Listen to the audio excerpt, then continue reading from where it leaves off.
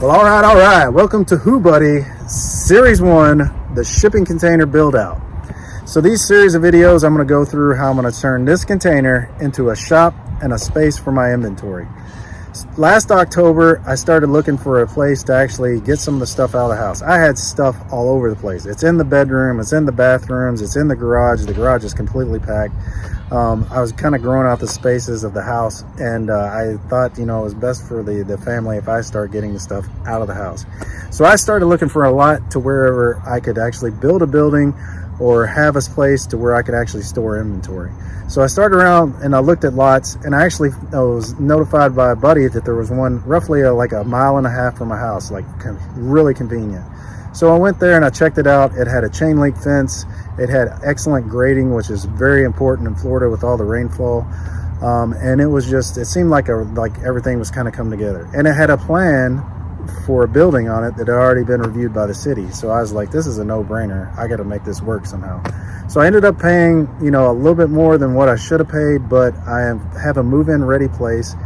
It's got a fence for security, and it had something that I had not seen anywhere else. I already had rental income day one from the lot. There's a car lot that's actually renting out a portion of his lot to park some of his overflow cars. So I'm going to get paid rental income that will offset a lot of my expenses for mortgage, insurance, and taxes, which was a big deal because my goal here is to continually scale the business. So long-term plan is this. I'm going to get the lot, rent out as much as I possibly can, and then it's going to be roughly $300,000 or $400,000 to actually build a building. So in between then, I need to get this shipping container up and going, maximize my rental income, and then find another lot that I can move this stuff into and start scaling the business. So my plan is every year, try to find a new lot so I can expand a little bit, get rental income from it, and then just continuously kind of build these warehouse type buildings so I can get enough rental income to offset a lot of my expenses. So as I mentioned before, the lot was very, very good shape, but it did have a ton of overgrowth on it. Pepper trees were huge.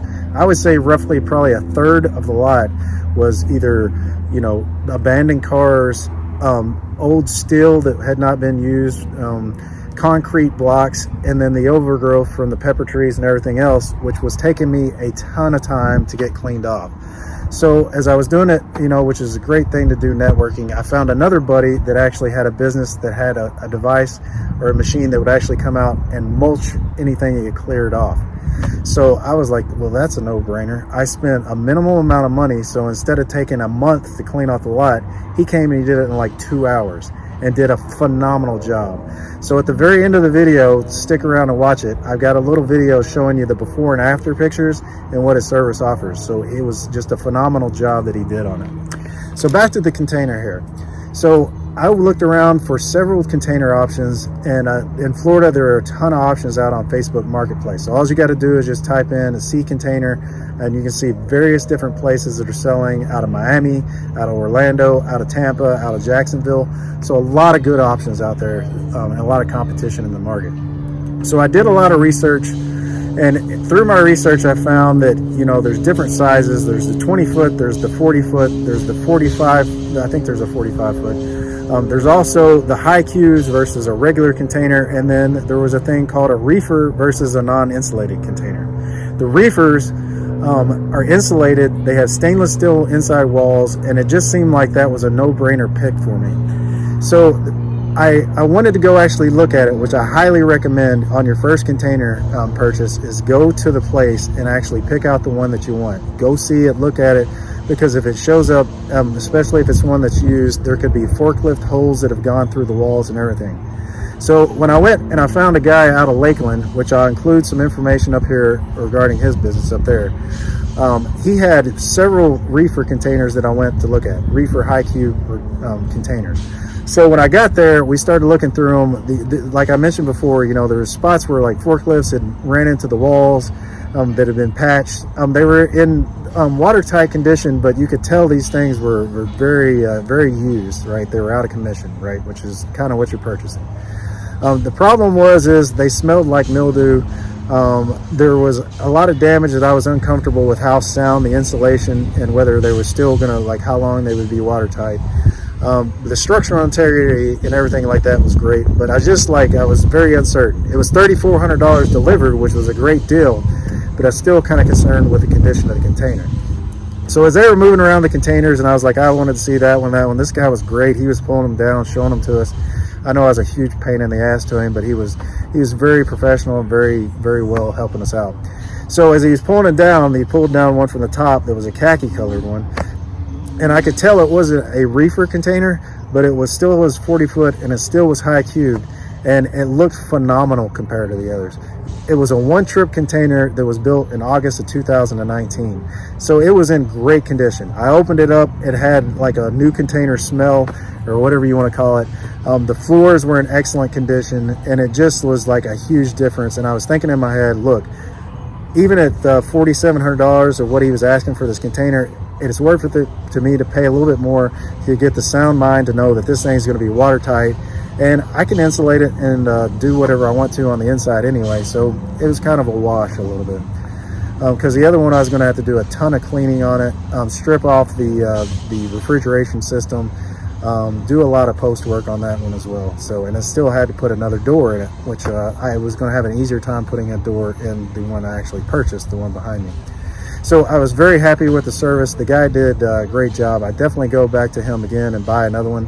I would like to shop around a little bit, but from the service, like I went and looked at it on a Saturday. He had it delivered on a Tuesday. I'll show you some video up there of actually of him installing the container, but very happy with the service. So I will shop around a little bit, but I was very happy with the service that I got through this business here. So let me give you a little tour of the container, and I'll show you kind of what to expect from a one-trip container. So on this one here, as I mentioned before, each one of these has a plate. So on the plate, it'll tell you when it was manufactured, when's the next maintenance date on it. It goes over some of the specs on the container of what's the maximum amount of weight that you can put it and so forth.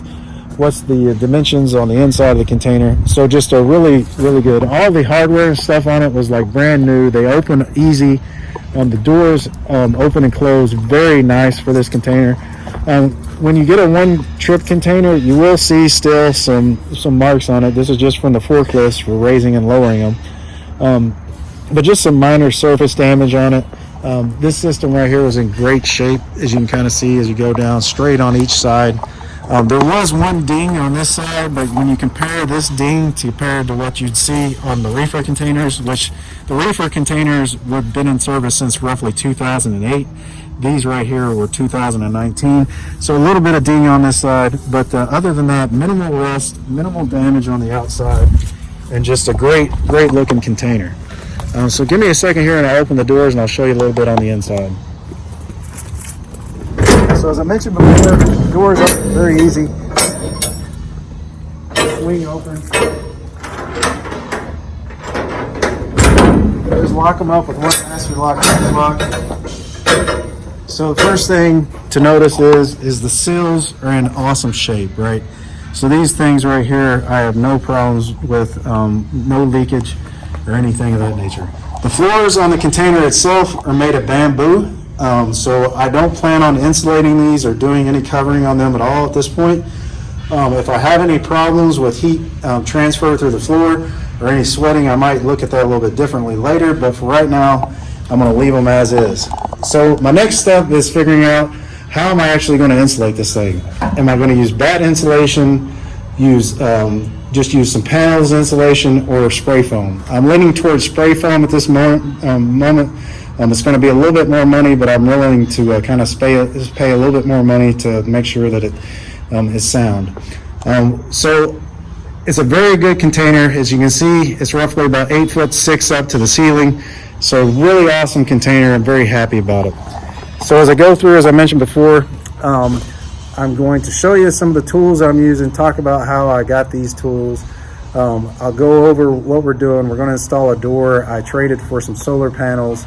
So a lot of good things that I'm going to do on this container. I'm very excited about this project. So I hope you enjoy the series. If you like it, give me a thumbs up. If you have any feedback on what I'm doing in here, or have some ideas on how it's been, have you seen it's done and how it can be done better, shoot me some comments. And like I said before, stick around a little bit longer. Check out the video of my buddy's service that does the mulching. So Thanks for watching, and I'll see you guys next week.